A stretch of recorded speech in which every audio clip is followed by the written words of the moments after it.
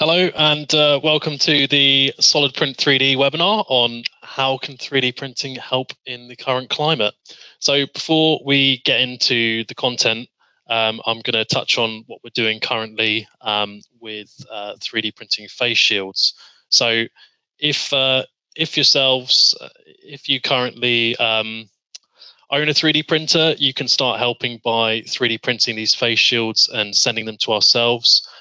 We're then disinfecting them and attaching the face visor parts with one of our partners, 3P Innovations, and getting these out to frontline workers.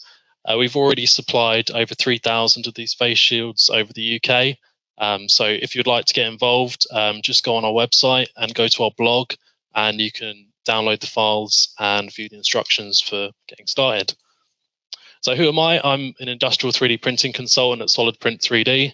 I used to be a design engineer, and I'm a bit of an all-round 3D printing nut. I started out 3D printing at home as a hobbyist and kind of got into 3D printing that way. So what am I here to do? I'm going to try and inform you guys and educate you and inspire you, and start conversations about how additive can start benefiting your business. So one of the things that's going on at the moment is that shipping is a little bit delayed at the moment because of the current subtractive process that we're using. So down the bottom on this graph here, you can see that we're going from raw materials to manufacture to shipping, then inventory, which is quite a long process. And there's a lot of ways in which things can go wrong throughout that process. As we're moving to more of a digital future now, we're starting to move towards a design print process, and then we end up with our product after that. So there's far less ways in which we can be exposed to supply chain issues. So we're currently, using the way in which we're viewing videos at the moment might be digital, viewing them online, taking pictures digitally. We're using things digitally in our lives a lot at the moment, and manufacturing just seems to be a little bit behind in that regard, but we're moving closer to a digital manufacturing future. So one of the problems with the subtractive model, the current subtractive model, is materials. So you're ending up with a lot of waste material from subtractive manufacture. Also, there's an extra process in the supply chain of getting that material in-house to do that machining. So also tackling environmental targets as well. We're going to start to be able to get a little bit closer to where we want to be environmentally by 3D printing things in-house instead of sourcing in materials and ending up with a lot of waste. Also, skill shortages as well are becoming ever more present, as if you're looking to make something in a very particular way using a very particular process, you're going to need a very skilled person to make that part in particular. So tooling engineers in particular are becoming a little harder to come by, whereas 3D printing allows you to make tools rather easily without very specific skills in place. So shipping is a big one at the moment as well. It's very tricky to get parts internationally. We'll touch on that a little bit later, and some issues that other companies are having with shipping at the moment, and how having a 3D printing solution in-house can help avoid the risks entirely. So once you've actually had your product shipped, then you might put it in inventory. 70% of parts worldwide that are taken as spares aren't actually ever used. So that's a huge amount of money that just gets ended up sitting on shelves and not ever being used. There's also the warehouse space as well that needs to be taken into account. So there's a lot of hidden costs associated with getting parts in and then having them physically in an inventory. So it's making more and more sense now to move to a digital inventory where you would have your parts stored virtually as CAD files and then 3D print them as you need them. So on the flip side to having a huge amount of inventory not being used, what a lot of you might be finding now is that you actually got a lot of empty shelves. So this can be happening for quite a few reasons, whether it's you're sourcing things with just-in-time manufacture, and maybe some subcontractors at the moment have furloughed a lot of their staff. Maybe they've invoked force majeure, so it's like an act of God, this whole coronavirus thing, and gotten out of supplier contracts that way. and you're left with no stock on your shelves. Where if you had an additive solution, 3D printing those store parts, you'd have full control over that process, and production wouldn't grind to a complete halt. So here are some things going on currently in the current climate. So I was speaking to someone at Siemens the other day, and they told me that they had an order worth €750, and they actually paid €5,200 to get that order delivered, and it could have easily been 3D printed. So there are reasons behind why they went ahead with that order, because you have to go through a lot of loopholes to get a new design approved with a larger company. But if they had been set up with that part, so it was optimized for additive manufacture as well, then they would have avoided this whole supply chain issue. So to the right as well is a good example of how Siemens have been deploying additive manufacturing technology to respond very quickly to the current climate. So these parts have been 3D printed and then put on the sides of trains, so you can basically open a door with your elbow rather than using your hand and spreading germs. So something like that would need to be prototyped and put into production very rapidly. Whereas with traditional manufacturing methods, the prototyping stage might take weeks, sending out to a prototyping workshop and then having a few iterations of that, and then having to get the tooling made to produce them would also take weeks and weeks. Whereas with 3D printing, they're able to prototype the part, ensure it works, pass standards, get it out there and get it used straight away. So how will 3D printing transform your business? I mean, it means pretty big changes. So inventory, like I touched on, will go from physical to digital. Production costs will go from much higher to lower. And a lot of these costs are quite hidden, like I mentioned, with parts being stored on shelves and warehouse costs. Also, communication breakdown can lead to a high amount of costs being incurred, where maybe you're sourcing some tooling out and they've made it and it's not quite right. You waited 2 weeks for it to be delivered, then you've got to send it out again and repeat that same process. Whereas if you're 3D printing those tools in-house, you have full control, so you're not running up those high production costs. Manufacturing goes from offshore to local. So again, communication issues there can be a big issue. Logistics, same point. New product development can go from slow to much quicker, like with that Siemens door opening gizmo. They were able to produce that a lot faster and get it out there very quickly. And made to order, like I touched on with just-in-time manufacture earlier. There are certain factors at the moment can mean that your current suppliers might not be able to be delivering parts, whether people have been furloughed, or if they're not able to get the materials delivered. There can be multiple reasons why it'd be easier to make things to order in-house with a 3D printer instead of using just-in-time manufacture. So the solution isn't just 3D printing, because it's not often the case that somebody will buy a 3D printer and then throw out all their existing manufacturing equipment. It's more something that can be used to plug production gaps. So shifting more production to additive or similar technologies can reduce your risk to fluctuations in demand. So say, for example, if you've got a injection molding machine that makes 20,000 parts of something in a year, and your demand rises to 20,500 parts, but you have no signs it's going to go further than that. If you had a 3D printing solution, you could make up that demand without incurring a big extra cost of investing in another whole production line. So plugging those production gaps with 3D printing can reduce risk and save you a significant amount of money. A platform that can be deployed anywhere in the world, you decrease your geographic exposure. So what does that mean? So if you have a 3D printer, say, in the US, you can start producing parts in the US, having done the design work in the UK, sending them virtually over the internet to the 3D printer, where they're then 3D printed out at that remote location. Whereas if you wanted to be sending parts over there, there's a lot of logistical issues that you might be running into. And that's what we're facing at the moment is, say with these face shields, for example, we're 3D printing them all in the UK, sending them out to the NHS without any real issues. But the government is having problem sourcing far more face shields from abroad because they haven't really got that supply chain set up properly.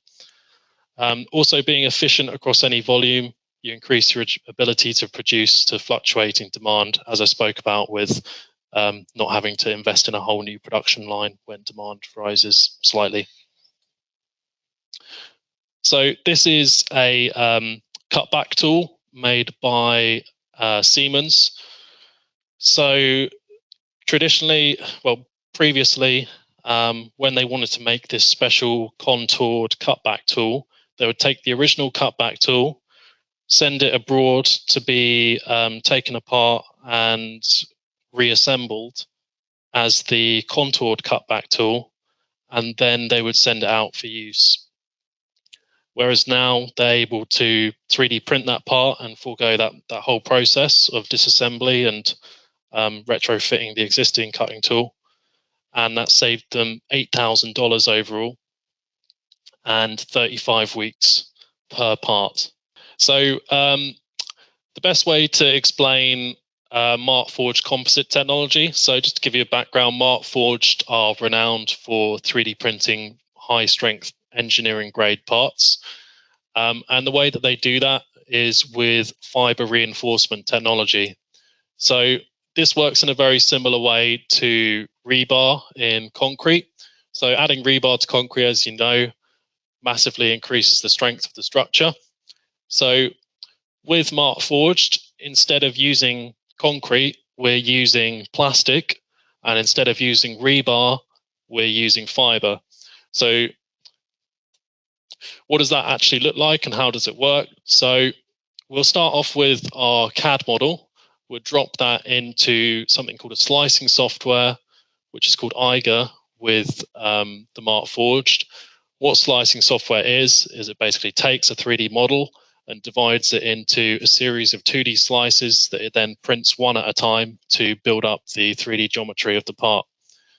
So we would slice the part in Eiger into 2D sections, but then also design where we want the fiber reinforcement to be. So we would design the strength and rigidity into the part where we need it by tactically selecting exactly where we're putting that fiber reinforcement. And then to the right, we end up with our finished part. So the 3D printer, the Markforged, will switch between two nozzles, the plastic one and the fiber one, to build up the part. And that part on the right there actually has fiber reinforcement inside it. It's just inside that plastic matrix. So these parts are carbon fiber reinforced, and this one here is taking a load of nearly 21,000 pounds. So carbon fiber reinforced parts are about as strong as aluminium, but half the weight.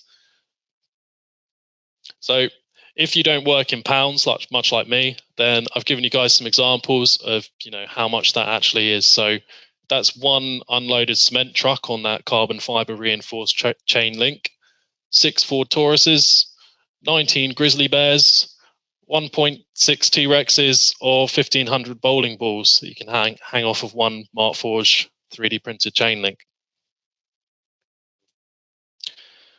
So the Markforged uses different fiber reinforcement options, which I'll touch on later. But if you focus down the bottom here on that green line, we've got nylon down the bottom there, which is a very popular material to be 3D printing on a whole range of 3D printers. Then we've got ABS just above that. And then just above there, we've got onyx. So onyx is the base material on the Markforged, the plastic material, or the concrete, if you like, which is almost twice as strong as ABS on its own. So up the top above that, we've got Kevlar, which is the yellow line. So we can fiber reinforce parts with Kevlar, which leads to a more gradual stress strain curve there. So if you're looking to design a part that's not going to fracture but bend before it breaks, then you might want to use Kevlar reinforcement. Also got high strength, high temperature fiberglass. And then the blue curve up the top there is the carbon fiber reinforced part, where it's exceeding the strength of aluminium. So we also had a concern where it was, how do we ensure that parts are printed reliably and repeatably? So this is ensured by the Markforged industrial 3D printing platform as a whole. So if you imagine you've got a 3D printer and you're buying a filament online and trying it out, you never tried it before, and you're trying to run a whole load of parts using this untested filament, you're probably going to run into issues there. Whereas if you've got a fully enclosed platform like this one, where everything is designed to work with each other, it ensures really good repeatability and reliability on the parts time again. So it's not just the 3D printers, it's the bespoke materials, onyx, carbon fiber reinforcement, and then also the cloud-based software as a whole, all working together to ensure that the parts that you receive are spot on each time.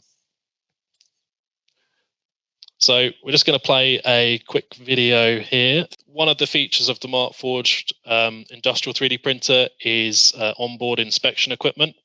So you can actually set up scans on the 3D printer in the software Eiger. So you would actually place a scan layer exactly where you want to ensure geometry is very accurate, very precise. So this person selected a scan layer about a fifth of the way in. So you then run the print, and then during the print, it's actually going to pause and do a scan where you've told the software where you want to do that scan.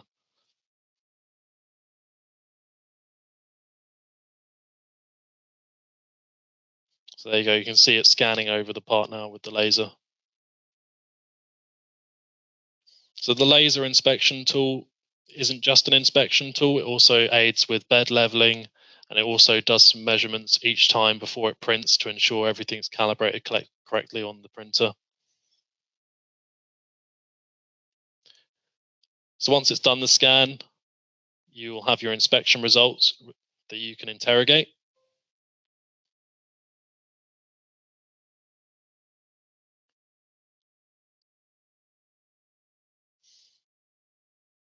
So you can see it populating the part with the inspection layers. And we're going to select one of those layers to have a look at. You can see that a graph appears, which gives you a rough idea of where things might be over or under tolerance. You can also mouse over certain areas to see exactly how much over or under that precise point is. And there's also measuring tools within here.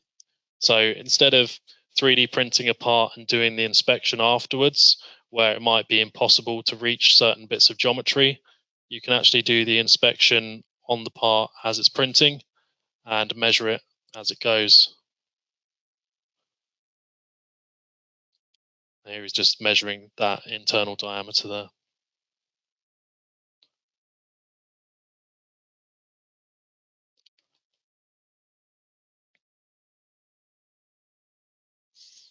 So if you had a part that needed to meet a certain tolerance, the Markforged machines should print to a tolerance of 125 microns in the XY anyhow, but this ensures that it's actually printing to that tolerance in the areas where you need it to be.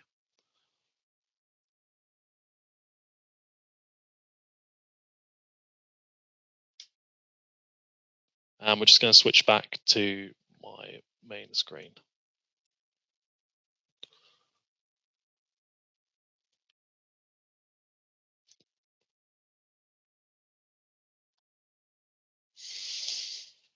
So to highlight a couple of the last concerns of cost and time to produce parts, here are a couple of parts that are actually end-use parts that have been produced on the Markforged. So to the left, we have a part made by Martac, which is a seawater intake. And previously that was being CNC machined. And you can see there's a lot of complex geometry on there, which would mean a lot of complex tool paths, a lot of time on the machine, possibly some failed operations. Whereas 3D printing this part, complex geometry doesn't ever cost you anything extra. So huge amounts of savings were made on this one. So it went from being $300 fabrication cost down to $8, and fabrication time 144 hours down to just 8. And then on the right, we've got a GoPro mount here. So a sort of material that was suitable beforehand was one which was quite hard to get hold of and cost quite a bit. So they since found that Markforged Onyx was suitable for all the environments that this would be put into.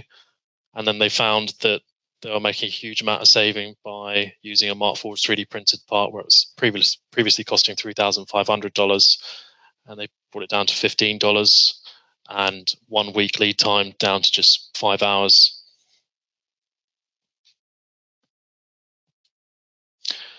So if some of the requirements that you have are for parts that are maybe a little bit larger, or you need parts that need to be flexible, or something that can be made in a castable material, or maybe you're looking to make things out of a very bespoke material that isn't 3D printable at all, then that's why we provide a whole range of 3D printers and products, because we're very application driven. We always ensure that we've got a solution that will fit the application. So we went through the Markforged already, which has got high strength parts.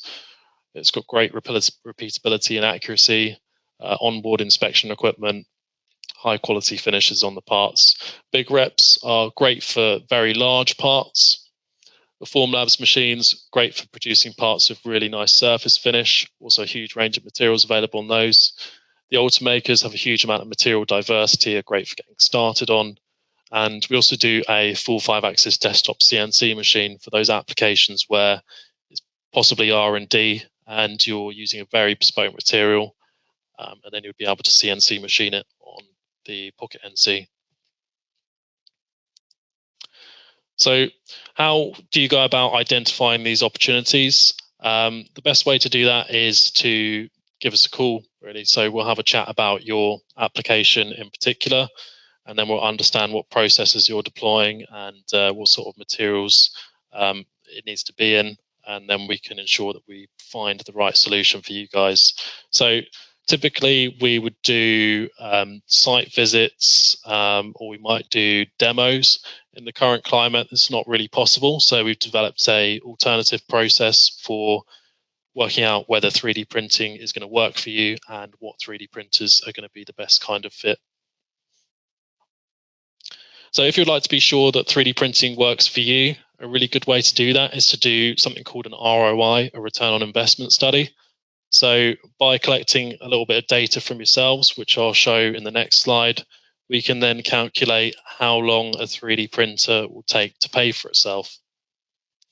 So the ROI is always heavily tailored because applications always differ, but the ROI will always provide numerical proof backed up by concrete data that shows how much cheaper it is to produce a part on a 3D printer than it is through your current manufacturing method, and how quickly a 3D printer will then pay for itself off the back of that. So all we need from you is all of these fields filled out here and some STL parts required. So we only need things like the current lead time associated with making something, the current manufacture cost, the amount of those you need a year, and then we can compare that to the 3D printed costs and lead times, and then provide a real study that will show whether the 3D printer is going to make sense for you. And that looks a little bit like this. So to the right here, you've got a ROI study done for another customer. So we had a look at some of their parts, and it turned out that they needed a range of different things. So they needed some parts that were very strong, and they also needed some parts that were flexible with a really nice surface finish, and they also needed some parts that were FDA approved. So that led to us selecting 3 different 3D printers. So at the top of the sheet, you can see there's a Markforged printer up there and a Formlabs and an Ultimaker one. So it was 3 different printers that we found did the job best. And then down the bottom, you can see on average the lead time saving on a little graph, and then right down the bottom, a year-on-year savings of having those 3D printers printing those parts instead of producing them through normal means. So each ROI would be tailored depending on the application, as I mentioned earlier. So we also have ROIs for comparing to CNC machine parts, ROIs for 3D printing store parts. So a whole load of different processes depending on what you're looking to do. So thanks for listening in, everybody. And if you do want to get in contact, just ping us an email or make an inquiry through the website, and we'll get back to you. Thanks.